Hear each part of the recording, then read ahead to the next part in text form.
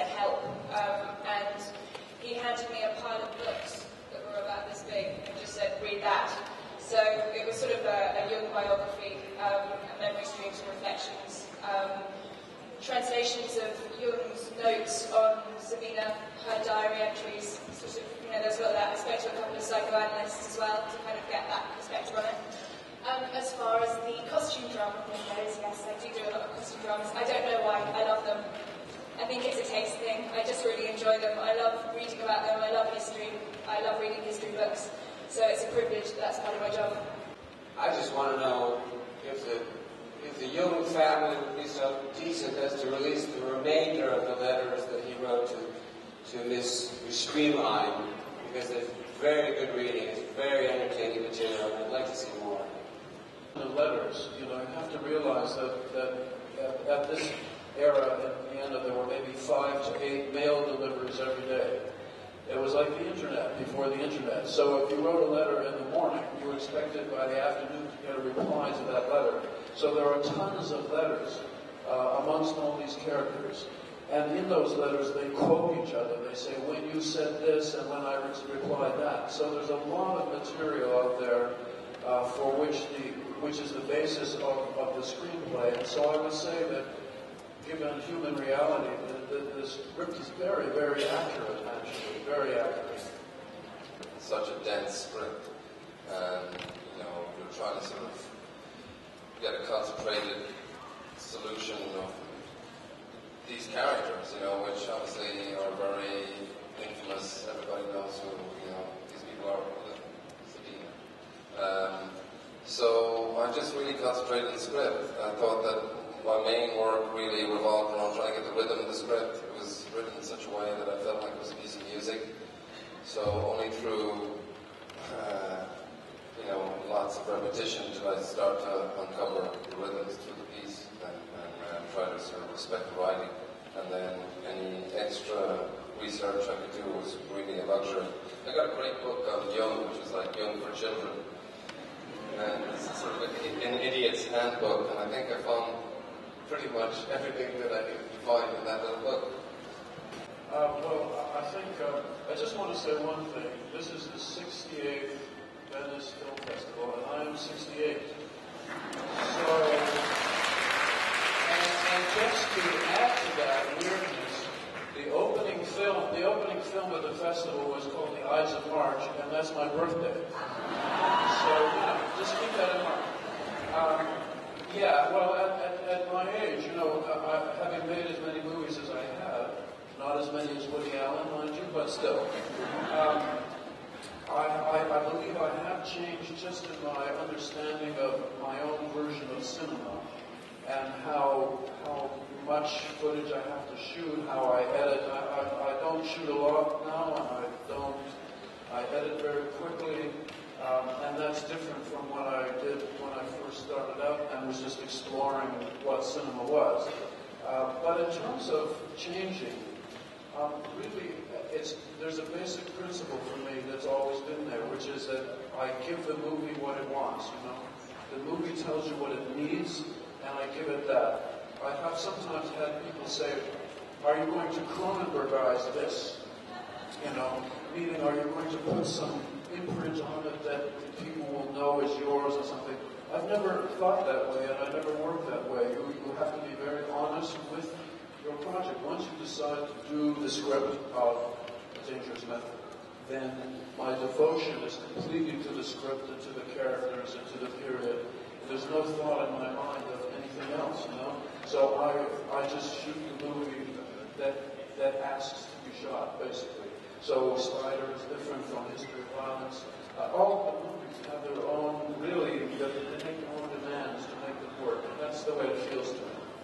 Well, actually, this isn't, to me, is not my first period piece.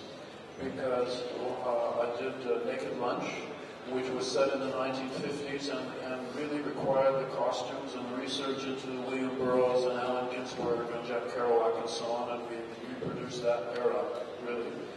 Spider was also a period piece, and actually, and Butterfly also was a period piece. So for me, it's not unusual. You know, you research a location, an era, the kind of costumes people wear. It's sort of not.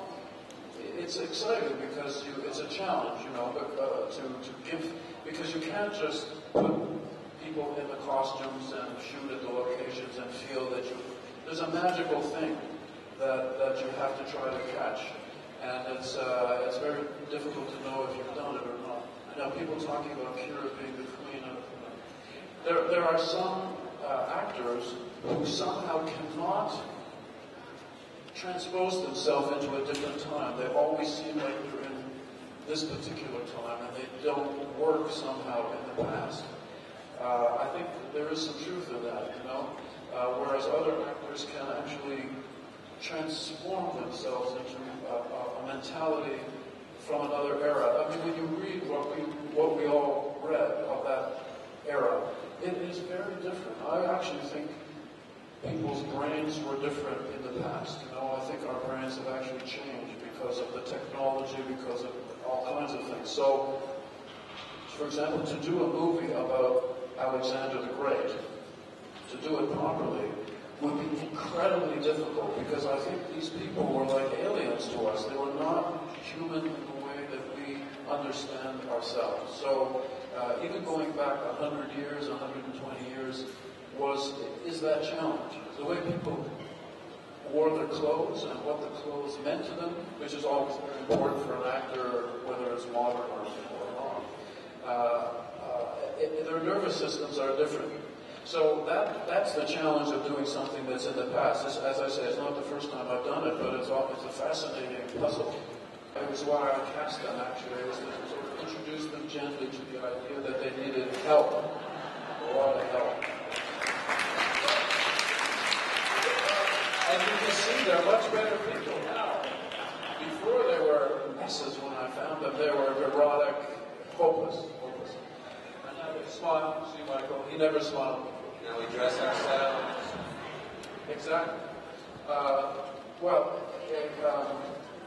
This is a big subject, a big topic, but once again, when you talk about research of the period, and you read a book like Stefan Zweig's World of Yesterday, which talks about Vienna in that era, and he lived in that era, and he knew Freud, and he knew everybody, that you understand that at the time, there was a concept that man was making great progress in culture, in education, in technology, and that the world was going along in a very wonderful way. This was the Austro-Hungarian Empire in the middle of Europe.